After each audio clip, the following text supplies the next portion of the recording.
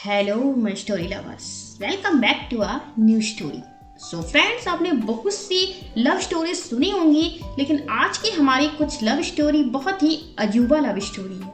वो है एक चूहिया की और एक राजकुमार की प्रेम कहानी। तो चलिए सुनते हैं एक चूहिया और एक राजकुमार की प्रेम कहानी। बहुत समय पहले की बात है।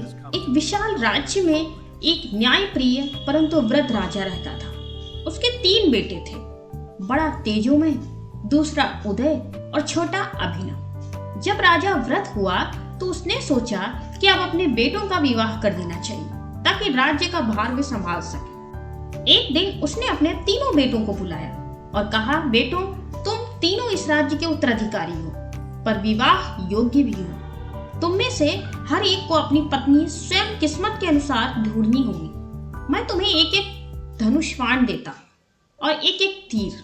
तुम सभी तीर चलाओ। जहां जिसका तीर गिरेगा वही उसकी भावी पत्नी मिलेगी। तीनों राजकुमारों ने आज्ञा मान ली। सबसे पहले बड़े राजकुमार तेजोमय ने तीर चलाया। तीर एक सुंदर से गांव में जाकर गिरा, जहां एक कोमल सी सुंदर युवती रहा करती थी। वह विनम्र और दयालु थी। तेजोमय ने उससे विवाह कर लिया। दूसरे राजकुमार उदय का तीर एक धनी व्यापारी के घर में जाकर गिरा। व्यापारी की एक रूपवती पुत्री थी। वह सुशील और बुद्धिमान थी। उदय का विवाह उसी से हुआ। अब बारी थी सबसे छोटे राजकुमार अभिनव की। अभिनव ने भी धनुष उठाया और तीर चलाया। तीर बहुत दूर तक उड़ता चला गया, इतनी दूर कि नजरों से ओझल हो गया।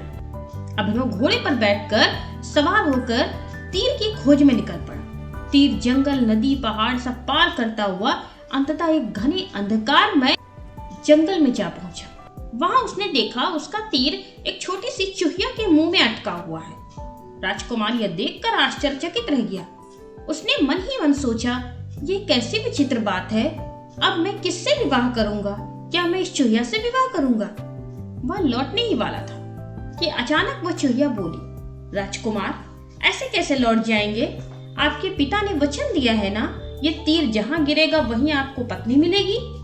तो ये तो मेरे ऊपर गिरा है, इसका मतलब मैं ही आपकी पत्नी हूँ। राजकुमार घबरा गया।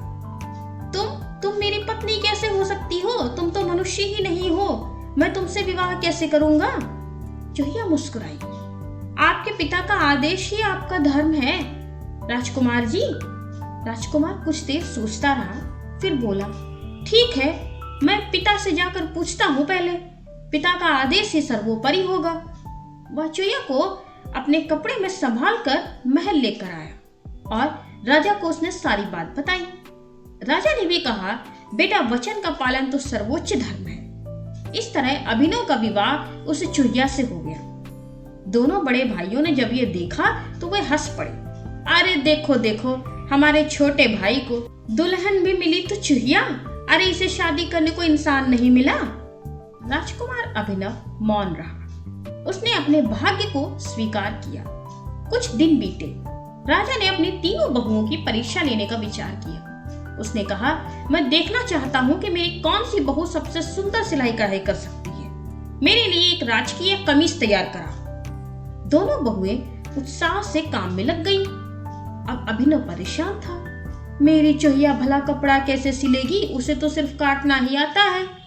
वह घर आया और उदास होकर चूहिया से सब कुछ कह सुनाया। चूहिया बोली, राजकुमार जी, आप चिंता मत करिए, सब ठीक हो जाएगा, बस आप आराम करिए। अभिनव सो गया। तभी चूहिया धीरे धीरे कमरे से बाहर आई। उसने अपने ऊपर की चूहिया की खाल उतारी और देखते ही देखते वो एक अनुपम सुंदर राजकुमारी बन गई। उसकी आंखें तारों से चमकती थी, बालों में चांदनी लहराती थी। उसने अपने सेवकों को बुलाया और कहा, राजा के योग्य एक अद्वैत पोशाक तैयार करो, जैसा मैं बताती हूँ वैसा। सेवक और राजकुमारी ने खुद मिलकर अपने कोमल हाथों से पोशाक में सोने चांदी के धागे बुने और बहुत ही सुंदर सी पोशाक तैयार की। सुबह होते ही उसने वह पोशाक अपने चूहिया रूप में बदलकर फिर से चूहिया बनकर अभिनव के पास रख दी। जब राजा के सामने तीनों कमीजें पेश की गई तो सभी हैरान रह गए। तीसरी कमीज जो अनुभव की चूहिया ने बनाई थी, वो इतनी सुंदर थी कि रेशमी धागों से बुनी और उस पर सोने की कढ़ाई और सुगंधित कपड़ा। राजा खुश होकर बोले, अरे तीसरी बहू ने तो कमाल कर दिया। दोनों बड़े भाई जलने लगे। कुछ दिन बाद राजा ने दूसरा आदेश दिया, अब मैं देखना चाहता हूँ कि तीनों बहुओं में कितना स्वादिष्ट खाना कौन बना सकता है, कौन बहुत अच्छे से रसोई संभाल सकता है। अभिनव फिर उदास हो गया। अरे सिलाई कढ़ाई तक तो ठीक था, अब मेरी चूहिया खाना कैसे बनाएगी, मेरी चूहिया क्या पकाएगी। वह घर आया, फिर उसने सब कुछ बताया। चूहिया फिर मुस्कुराई। फिर वही चिंता, आप बस देखते जाइए मैं क्या क्या करती हूँ। वह फिर से अपने असली रूप में आई और स्वर्गीय खुशबू वाले व्यंजन बनाए। केसर, दूध, मेवे का हलवा, केसर पुलाव, कई अद्वैत पकवान। राजा ने उन सब व्यंजनों का स्वाद लिया। वो तो मंत्र मुग्ध हो गए। वाह, तीसरी बहू के हाथों में तो स्वाद नहीं दिव्य है। स्वाद तो है ही नहीं, वो तो दिव्यता की मूर्ति है, उन्होंने कहा। अब दोनों भाई और उनकी पत्नियों को चिढ़ भी हुई और जानने की उत्सुकता भी। आखिर ये चूहिया ऐसा कैसे करती है कि हम दोनों से आगे निकल जाती है। हम तो इंसान है, ये तो इंसान भी नहीं है। फिर एक दिन राजा ने घोषणा की, आज राजमहल में एक नृत्य संध्या होगी। मैं चाहता हूँ कि मेरी तीनों बहुएं नृत्य प्रस्तुत करें ताकि पूरे राज्य को पता चले कि राजघराने की बहुएं कितनी सुसंस्कृत हैं। अभिनव अब सचमुच घबरा गया। अरे ये तो दबछिप के काम करना था, अंदर अंदर काम करना था। मेरी चूहिया ने कर लिया, लेकिन अब मेरी चूहिया नृत्य कैसे करेगी। वो गया, उसने सब कुछ जाके बताया चूहिया को। चूहिया बोली, हाँ चिंता वाली बात तो है राजकुमार जी, लेकिन आप चिंता ना करें, आप दावत में चले। आप पहले दावत में चलें, मैं पीछे पीछे आ जाऊंगी। जब सभा में सब इकट्ठा हो गए तो बड़े भाई की पत्नियों ने अपना अपना नृत्य प्रस्तुत किया। सबने ताली बजाई। तभी दरबार के द्वार खुले और भीतर से एक अनुपम सुंदरी आई। गुलाब के रंग का वस्त्र, केसर की खुशबू और आंखों में झील सी गहराई। वो मंच पर आई और जब उसने नृत्य शुरू किया तो पूरा महल उसकी ओर देखता ही रह गया। राजा ने कहा, अरे ये कौन है, ये तो अप्सरा लगती है। अभिनव भी आश्चर्यचकित था, क्योंकि उसने तो अपनी पत्नी को कभी देखा ही नहीं था। उसने तो चूहिया देखी थी अब तक, उसे तो पता ही नहीं था कि वो उसकी पत्नी है। नृत्य के बाद राजकुमारी चली गई। अभिनव दौड़ता हुआ घर पहुंचा और देखा कि घर में चूहिया की खाल पड़ी है। वो सोच में पड़ गया, यही तो रहस्य है। अगर मैं इसे जला दूं तो शायद मुझे मेरी पत्नी पता चल जाएगी कौन है, और वहां हो सकता है जो गई थी वही मेरी पत्नी हो। तो अगर मैं इस चूहिया की खाल जला दूं तो शायद मुझे मेरी पत्नी मिल जाए हमेशा के लिए। उसने बिना कुछ सोचे समझे उसकी खाल को जला दिया। थोड़ी देर बाद जब राजकुमारी लौटी, उसने देखा कि उसकी खाल जलकर तो राख हो चुकी है। उसकी आंखों में आंसू भर आए। अभिनव, तुमने ये क्या कर दिया? बस 3 दिन बचे थे।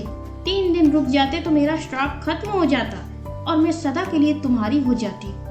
अब यह श्राप दोबारा जाग गया है। इतना कहकर वो फिर से चूहिया नहीं बल्कि एक चिड़िया बन गई और चिड़िया बनकर उड़ गई। अब अभिनव पछतावे में डूब गया। वह जंगल जंगल, पहाड़ पहाड़ उसकी तलाश में भटकता रहा। 1 साल बीत गया। एक दिन वह थका हारा झरने के पास बैठा था।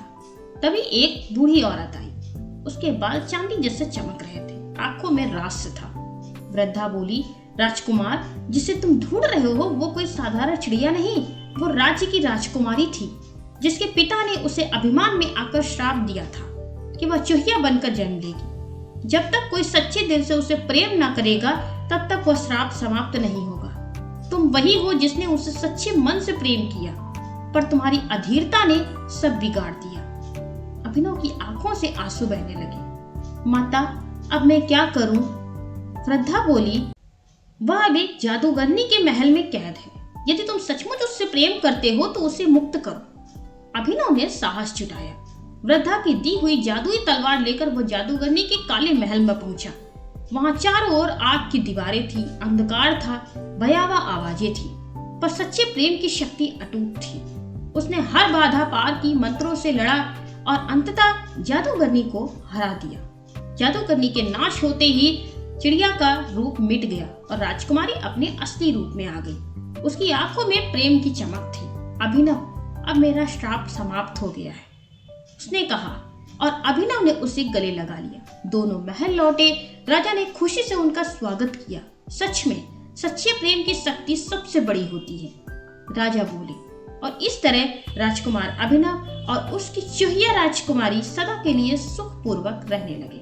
उनका प्रेम धैर्य सदा के लिए उस राज्य की सबसे सुंदर कथा बन गया। ऐसी ही कथाएं जो हमें बताती हैं कि सच्चा प्रेम रूप नहीं दिल देखता है। सो फ्रेंड्स, अगर आप भी इस पर विश्वास करते हैं कि सच्चे प्रेम में रूप की जगह नहीं होती है तो प्लीज कमेंट करके बताएं कि प्यार करने के लिए रूप रंग देखना चाहिए या सच्चा दिल।